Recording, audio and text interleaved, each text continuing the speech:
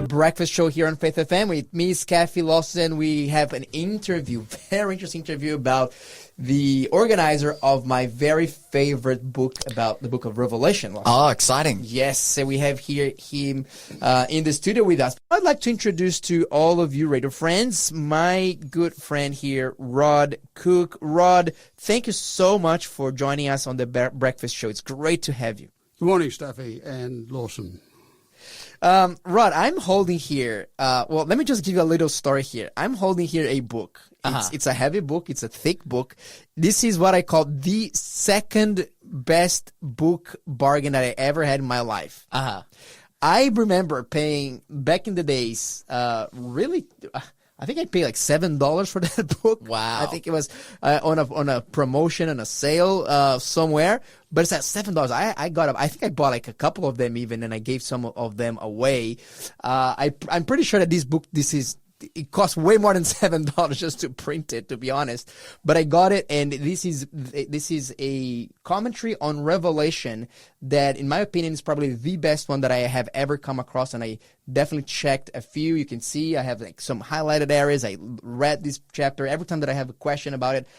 This is one of my go-to places, and I'm here with the person that actually, made this book come along together. However, it's not your name as the author of the book, is it, Rod?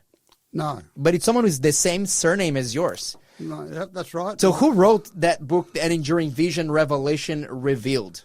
My father, Austin Cooke. Okay, wow.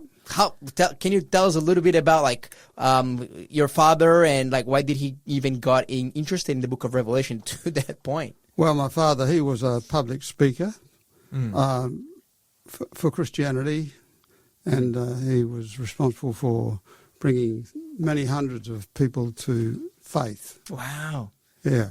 So he grew up as a Christian, I would imagine? Not at all. No. Not at all? Not really? at all, no. He had an interesting childhood background. You can ask me about that if you want. That I'll give you. Go for it. We certainly do have some time. Tell us a little bit about your father's childhood. Well, he was born in Greymouth, which is on the west coast of South New Zealand.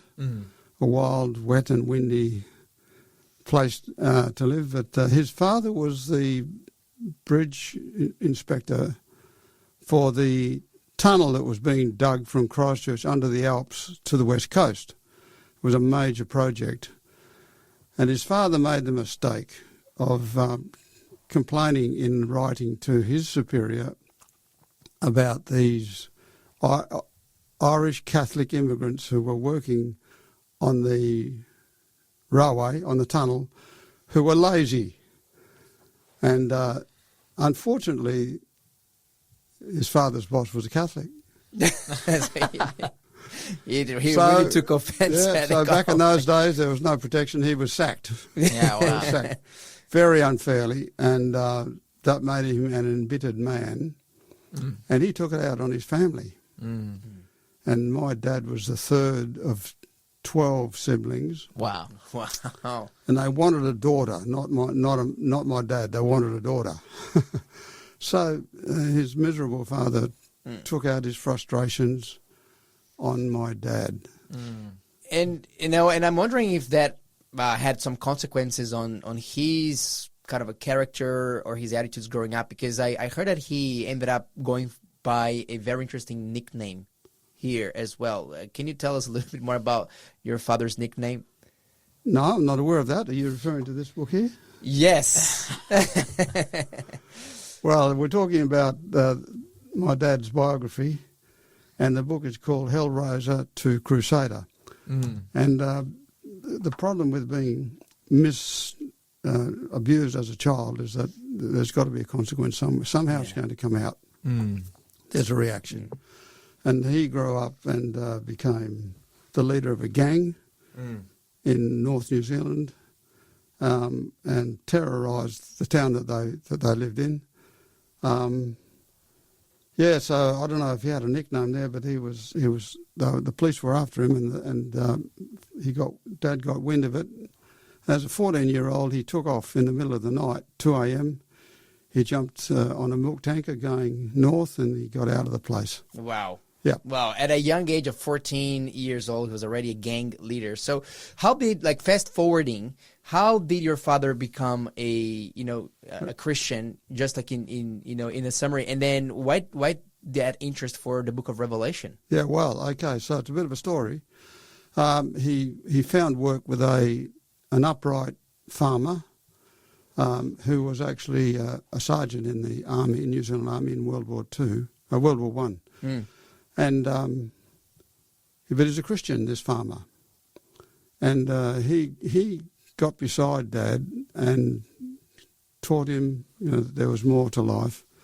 And Dad became a Christian. Wow. Under the influence of this farmer who employed him. Yeah.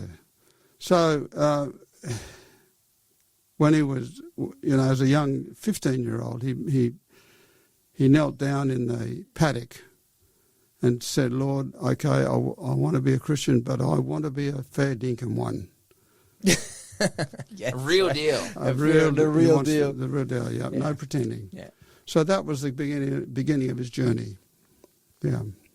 So fast forwarding here, how old were your father when that book came out? Oh, probably 70. Okay. Yeah. No, wow. 65. Okay. So basically, what motivated him to write because oftentimes when you look at large commentaries like this one, we often see that, each chapter is written by a different author, because it's just a Herculean task to go through, because the book of Revelation is filled with so many details and symbols and prophecies. And plus, you got to start any book of Revelation that serves that purpose. It has to start by saying what are the rules for interpreting that book. So can you tell us a little bit about your father's dream with that book, and why did he decide to write it and to go through great lengths? I'm imagining that thousands of hours were into the research and the writing of this book. Yes. Well, Dad was he was a student, quite intelligent, a student of Scripture, a student of history, and he knew his history. Mm-hmm. And if you're going to interpret the Bible correctly, we need to have a historicist approach. Now, that means that we look for how prophecy is fulfilled in history. And it's self-explanatory and it's self-validating. It's just so clear that the prophecies of Scripture have been fulfilled historically. Throughout history. Yeah, historically. So that's the fundamental rule. And very few churches follow that now. Most. Which is a bit of an interesting thing, because for all the reformers, from Luther to Wesley, all of these guys, they always interpreted the Bible historically like that. And I think that this phenomena of saying, no, all the prophecies, there's a big gap, centuries and centuries of Christians have no prophecy whatsoever to guide them or for God to show them where they were. All of these prophecies are either way back in the past, so God can barely even predict the future. Others came up with, no, the prophecies are quite well into the future. Nobody has ever lived through them. And it just doesn't even make sense. It's like, why would God even do that? So the historicist approach is good, that your father was helping to bring that back to the minds of Christians who wanted to interpret Revelation. Yeah, so that's the fundamental guide. It's got to be seen in history. And, at this point, we'd say about 97% of Bible prophecy has been fulfilled. So there's not much to go. Wow. But what's got to come is pretty interesting. Yes. And the book of Revelation holds the key. Yes, absolutely. Yeah. So tell me a little bit about how this book is organized, because I think that not a lot of people have had the opportunity to hold it in their hands or to even hold a biblical commentary. How do these commentaries work? Well, this one's a verse-by-verse commentary, so every verse is explained, and it just goes through verse on verse, chapter by chapter, chapter by chapter. It does the whole book. The chapters aren't necessarily the topic based. They are mostly, but sometimes they overlap. The chapter break should be somewhere else, but it's not. Mm-hmm. But what I was going to say is that being a thorough student of Scripture and history, and lecturing on this material for most of his life, 30, 40 years, he knew the material. and he had a vast library with all the resources in there. So he knew his stuff. So when he came to write this book, he had a very sound knowledge, and he had all the resources there to source what he was saying. Document it. And has this book been quite sought after, or did it get stuck in the first edition? What's the story between how widespread that message could have been shared? Well, the first edition, we just decided to add to it. See, the structure of the book is it has the exposition, verse by verse exposition, and there will be predictions made in the chapter that the chapter makes. So then we've added supplements at the end of each chapter, appendices, to demonstrate how the prophecy has been fulfilled or is being fulfilled. Okay. So this came in from the first edition? Or that has been added? No, the first edition has appendices, but as each new edition came by, we added significantly more. Okay. So, can you give? So you're holding. I'm holding here a book which is the revised edition. So that's probably the second edition. When was the first edition launched? 2015. 2015. Yep. Okay. Just in time before my dad died, he was delighted to see the book produced. And within a few months, he had passed away. So how old was your father when he passed away? 98. He was 98 when he saw the first edition of the book coming up. Yep. But this is something that he was working since his 70s, you said. The original material was written in the early 80s. Okay. Wow. When he retired. A few years after he retired, he realised there was a need to produce this book, produce the material, because they found that too many people didn't understand what we believe and why we should believe it. So he thought, I'd better put this down, document it. So he did that.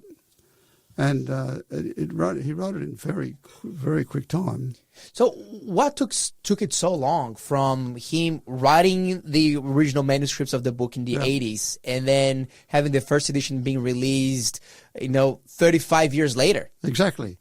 Well, the material actually each chapter was a pamphlet, a little pamphlet that he produced. Okay.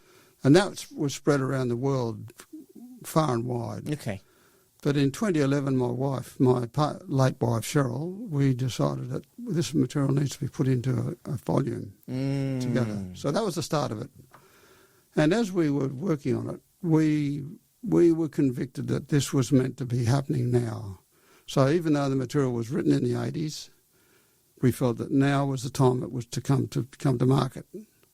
So we worked under that conviction. I'm actually so surprised, Lawson, that this material is written in the 80s, because there's so much updated information here. And, books about Revelation, they tend to age very poorly, a lot of books, because they comes up with predictions and one that never come through. But this book, I think, really stood the test of time. So, Rod, I actually wanted to ask you, so I'm holding here the second. So can you give me some examples of some of because you said that the book is now in its fourth edition, is that correct? Yeah. So you're holding up the fourth edition, and I'm holding the second one. Can you walk me through perhaps maybe a couple of things that are new to the fourth edition that had been added that I won't probably find in my version here? Righto, here we go. That's still one. Here's a page of it. So your edition, let's just say the second edition came out in 2017. Yeah. Mm-hmm. We added one new appendix. Oh, one new appendix, okay. An additional one. There were already three in that chapter. We added a fourth one, and it was called The End of Protestantism. Is the protest over? Yeah, wow. So that referred to statements that were made pretty recently. Yes. Yeah, that is a super apt thing to add, particularly looking at the Lutheran Church recanting their Protestant stance and these things. Yeah, wow. And Rod, I actually want to ask you a question. Who is this book actually intended for? Is this actually for theologians, for pastors, for scholars? Is this a very technical, hard to approach book? Can you tell us a little bit more about who can actually benefit from that book? The style of the book. Okay. Well, it's scholarly in nature, but it's very easy to read and understand. And so it's theologians use it, preachers use it to expound, put sermons. Church Bible study groups use it, and individuals use it as for their private devotions to come to understand, what Jesus is saying in Revelation. Yes. Okay. So you think that anyone can really? I can say that anybody that is interested in Bible prophecy or the Book of Revelation can really have a great time reading the book. It's very approachable. It's very easy to understand. Very easy to understand. Yeah. And how much are these going for these days? Can people still buy them, or they are out of press now? No. Well, the fourth edition is available for $39.50.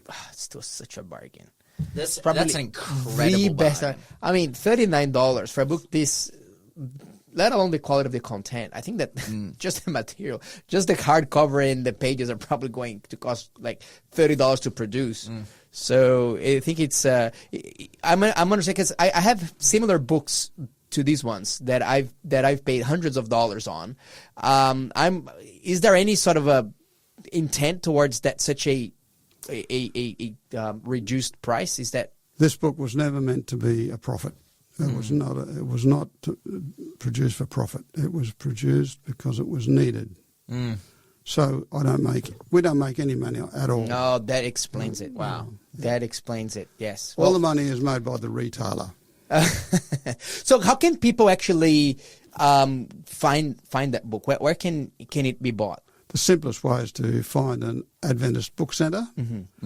But there's a website now, www.anenduringvision.net. Okay. If you go in there, there's a website, and there'll be a place there where you can order the book. Okay. Very good. Oh, and I actually have to ask something as well, Lawson. Since I have Rod Cooke here with us. Rod, is there any chance that this book will ever be also made available as an audiobook? Well, it's available as a like Kindle, Kindle. online edition. Okay, online as an ebook. Yes, as an ebook. Yes. Yeah, but I don't know about the audio book. Who's going to read that? Yeah, that's so real. This is a thick book, but I could say as well, we're in the advent of AI at the moment, and like an AI with some real skills that could read the thing pretty quickly. And because man, I would love just like you're cruising down the highway, just like listening to a commentary in the Book of Revelation, just learning, living your best life. You're listening to the Breakfast Show podcast on Faith FM. Positively different. We have a special guest